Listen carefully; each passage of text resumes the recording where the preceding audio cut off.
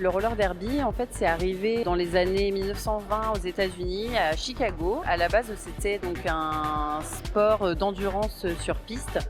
Ça a été repris ensuite par un promoteur pour en faire des courses de roller, des courses d'endurance. Dans les années 1937, il y a des premières règles qui ont été écrites pour des courses de piste penchées. De là, il y avait donc 2 équipes de 5 joueuses qui avaient le droit de se bousculer, de se gêner donc pour passer. C'est vraiment dans les années 50 où ça a commencé à avoir un vrai essor. Sauf que comme il y avait beaucoup de suspicions de triche, beaucoup de blessures, dans les années 70, ça a commencé vraiment à disparaître. Ça avait trop un côté catch, spectacle. Dans les années 2000, il y a une première ligue au Texas qui a vu le jour, donc une ligue féminine. C'est vraiment devenu un sport à connotation féministe, avec beaucoup d'inspiration punk, où en fait c'est vraiment un sport par les joueuses, pour les joueuses, autogéré, auto-coaché. C'est un des seuls sports finalement qui est exclusivement, majoritairement féminin et également qui accueille toutes les minorités de genre. Le roller derby, en fait, c'était pas forcément affilié à une fédération à ses débuts. Ça a vu le jour en France en 2009-2010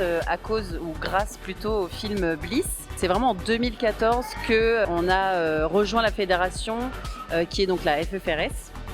Et de là, il y a plein de clubs qui ont pu se développer et avoir finalement des gymnases. Parce qu'au départ, sans vraiment d'affiliation à des fédérations, on ne pouvait pas avoir de financement, de gymnases et de lieux pour s'entraîner. Donc il y a beaucoup de clubs qui s'entraînaient dans des parkings qui finalement ne pouvaient pas trop se développer. C'est officiellement en 2004 que les règles ont vraiment été écrites. On suit les règles de la WFTDA.